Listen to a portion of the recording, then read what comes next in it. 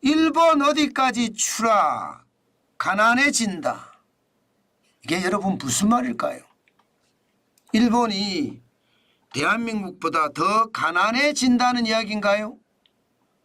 이거 여러분 사실이 될 가능성 굉장히 높습니다. 이거 한번 보십시오. 한국과 일본의 1인당 국민 총소득의 변화입니다. 한때 일본과 대한민국은요, 비교되지 않을 만큼 일본이 월등하게 위에 있었습니다. 1995년을 보세요.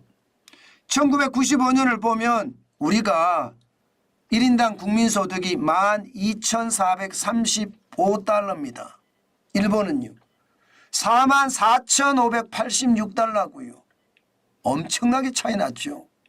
적어도 말입니다. 32,000달러가 차이가 났을 정도입니다. 이야, 뭐 엄청난 차이죠. 그런데 이게 여러분 줄어들기 시작합니다.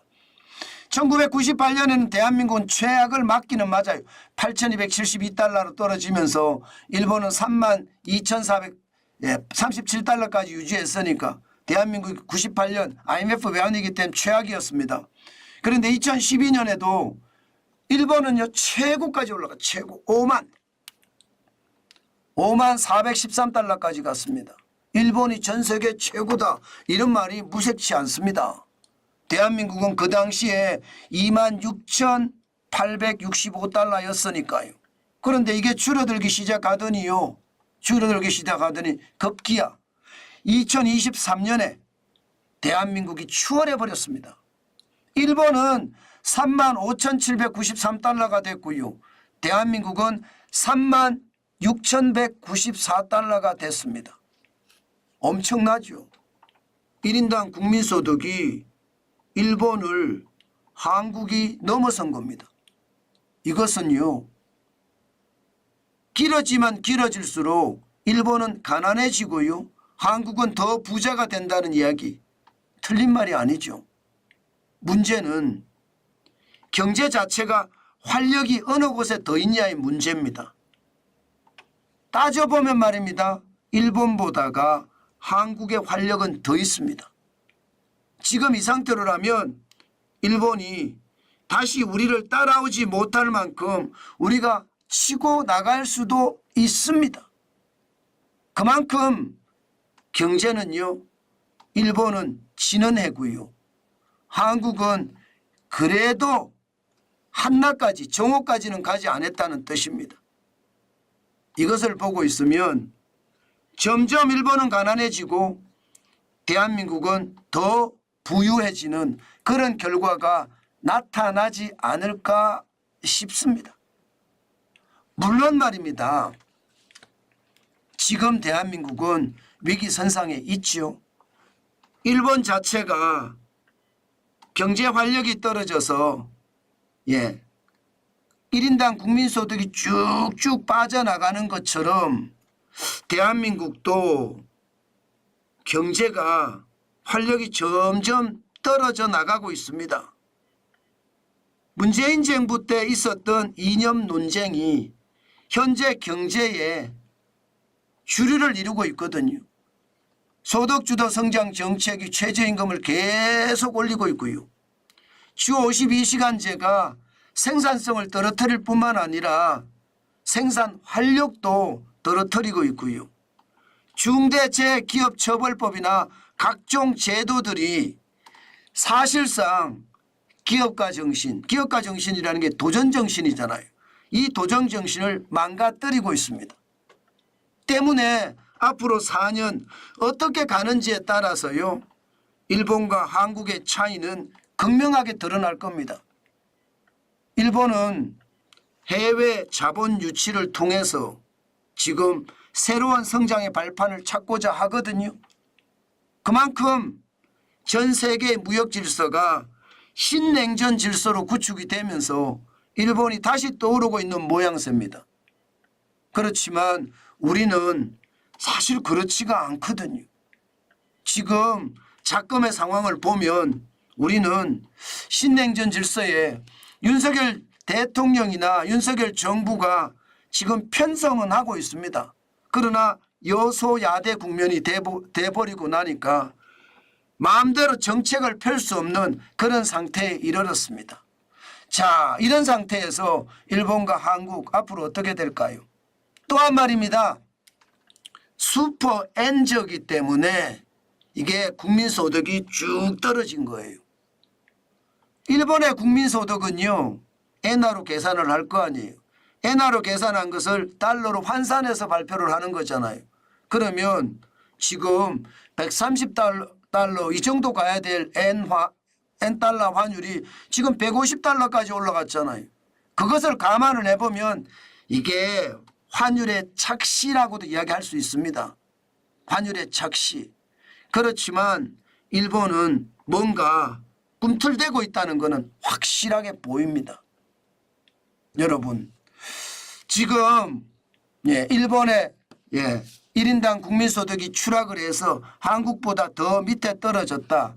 이것이 앞으로 계속 가리라고 저는 생각하지 않는다는 뜻입니다. 그만큼 말입니다. 지금은 우리가 앞서 있지만 이것을 유지해 가려면 대한민국의 천지개벽 같은 경제개혁이 일어나야 됩니다. 그렇지 않고는요, 여러분, 더 이상 그런 큰 기대를 하기는 쉽지 않아 보입니다. 올해는 이렇게 우리가 일본을 추월했지만 내년에 엔고가 되면은 완전히 상황은 또 달라질 수 있습니다. 그러니까 우리가 너무 좋아할 일은 아니라는 뜻이에요.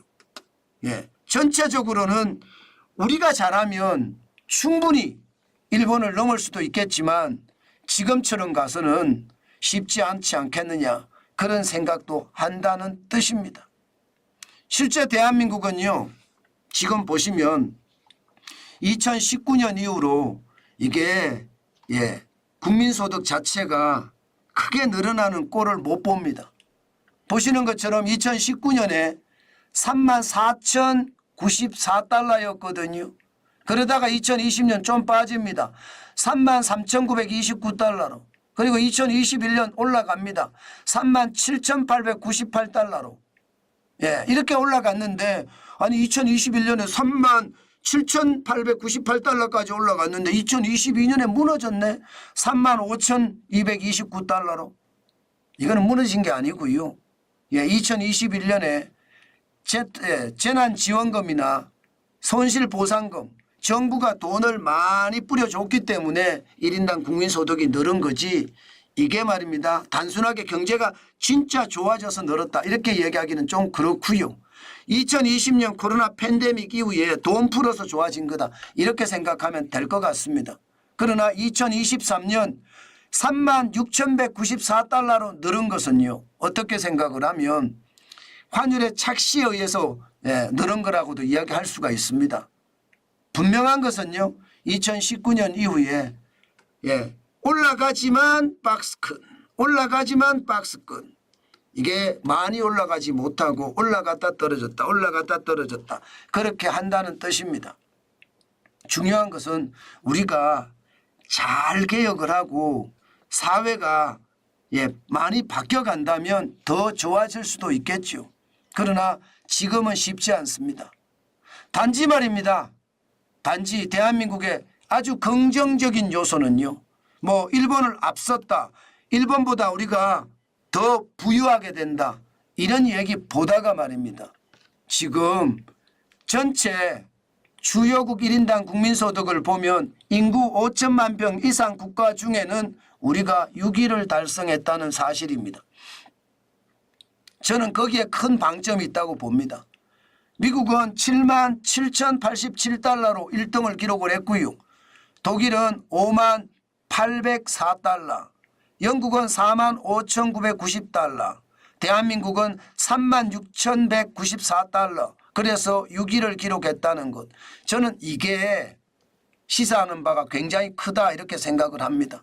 앞으로도 대한민국은요, 경제개혁을 통해서 지금 대한민국을 바꾸고 소득주도 성장을 폐기시켜서 민간주도 성장으로 오롯이 나아갈 수 있게끔 만든다면 우리가 세계 6위라는 1인당 국민소득을 계속 지켜내지 않을까요? 저는 충분히 그렇게 지켜낼 수 있다고 생각을 합니다. 그렇지만 우리가 여소야대 구도를 제대로 활용하지 못하고 이게 계속 말입니다. 삐그덕 된잖아요. 그러면 아무래도 더 어려워질 거라는 건 저는 역시 현장의 이야기다 이렇게 생각을 합니다. 제발 이런 것을 보면서요. 우리 국가 지도자들이 좀 정신을 바짝 차렸으면 좋겠습니다. 그러면 대한민국은 더 나아지지 않을까요? 저는 그렇게 봅니다. 대한민국이 더 힘을 가지려고 하면요. 그 어느 때보다 대한민국이 스스로 변하는 그런 게 굉장히 중요합니다. 대한민국이 스스로 변하지 않는다면 여러분 우리나라는 미래가 굉장히 힘들어질 거예요. 윤석열 정부 내내 소득주도 성장 정책이 떠나지 않고 있다는 것을 보면 야 이게 우리가 경제가 변화되기가 참 어려운 구조가 돼 있구나 그런 생각도 저는 많이 하게 되고요. 그것이 말입니다. 결국 우리 경제 전체에도 저는 큰 짐으로 작동이 되지 않을까 저는 그런 생각도 해봅니다. 이렇게 짐이 되는 것이 아니라 뭔가 성장의 틀이 돼야 되는데 그렇지 못할까 봐 사실은 많이 걱정이 되죠. 그만큼 말입니다. 저는 경제개혁이 그 어느 때보다 필요하다. 그 말씀 강조해 드립니다.